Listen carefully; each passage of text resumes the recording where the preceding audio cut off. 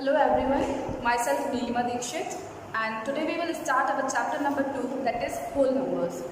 So before going to whole numbers, let's recall what are natural numbers. So natural numbers are the counting numbers. The counting numbers are known as natural numbers, example 1, 2, 3, etc. So in our day-to-day life, we use natural numbers many times. Like suppose I will tell you, please count how many pens are there in your box. So you will count there are 1, 2, 3, 4, 5. 5 pens are there. Now I will ask you how many blue pens are there. Then you will tell there are 2 blue pens. And I will ask you how many black pens are there. Then you will say 2 black pens are there. And suppose I will ask you how many green pens are there. Then you will say 1 green pen is there. So how many total pens are there? 5 pens. And now suppose we will take another example. I will ask you how many family members are there in your family. So you will count the members, one grandmother, grandfather, father, mother and younger brother. And you, including you, how many members are there? 6 members. So this is known as counting the numbers, and counting numbers are known as natural numbers. Now, after natural number, let's discuss what are predecessors and successors. Before going to predecessors, let's discuss what are successors. Given any natural number, you can add 1 to that number, that is, you get its successor. Means, suppose any number is there, the number is 16. We will add 1 to that number and it will become 17. That is, 17 is the successor of 16. Now let us take some example and try to find the successors of these numbers. So first number is 22. So to find the successor of 22, we have to add 1 in 22. So after adding 1 in 22, it will become 23. So the successor of number 22 is 23. Let's take another example. Number is 1997. We have to find the successor of 1997. We have to add 1 in 1997 plus 1. We will get 1998. So the successor of 1997 is 1998. Now let's take another example. Number is 49. We have to find the successor of 49.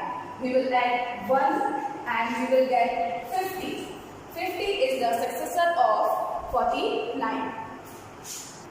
Now, as you all understood what are successors, try to find the successor of these numbers. First number is 222. What is the successor of 222? Second is 59 and third is 1999. Find out the successor of these 3 numbers. Now, let's understand what are predecessors.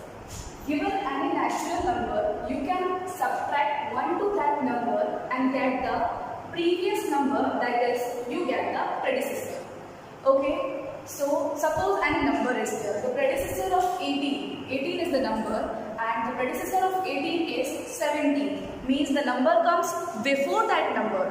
Suppose like the number is 17 and I have to know what is the predecessor of 17. The number that comes before 17 is the predecessor. That is 16 is the predecessor of 17. So here the predecessor of 18 is 17. We have to minus 1 with the number to get the predecessor. Now let us take some examples. Now we have to find out the predecessor of these numbers. The first number is 33. So what we have to do? We have to subtract 1 in that number to get the predecessor of that number.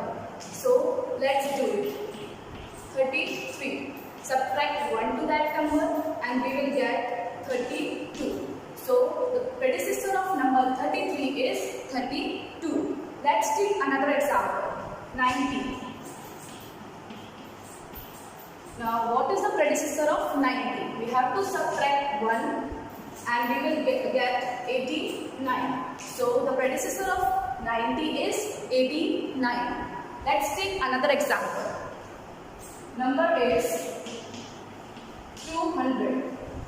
we have to find the predecessor of 200. We will subtract 1 to 200 and we will get 199. So the predecessor of 200 is 199. Now we have studied about predecessor and successors. Now let us take some example and find out the predecessor and successor of that number. Both the things we have to find. So let us take two examples. The first example is 88. We have to find the predecessor and successor of 88. Now all of you know how to find successor. We have to add 1 in that number and we will get the successor of 88. So 88 plus 1 is equals to 89. So successor of 88 is 89. Now we have to find the predecessor of 88. So for finding the predecessor of 88, what we have to do? We have to subtract 1 in that number and we will get the predecessor of that number. So here the number is 88 and we have to find the predecessor. So we will subtract 1 and we will get 87 as the predecessor of 88. Hence we will write like this. Predecessor is 87 and successor is 89 and the number is 88. Let us take another example. Number is 399. So we have to find the successor of 399. What we have to do? We have to add 1 in that number. After adding 1, we will get the result as 400. 400 is the successor of 399. Now we have to find the predecessor of 399. To find the predecessor of 399, what we have to do? We have to subtract 1 in 399. And the answer is 398. 398 is the predecessor of 399. Hence we will write that predecessor is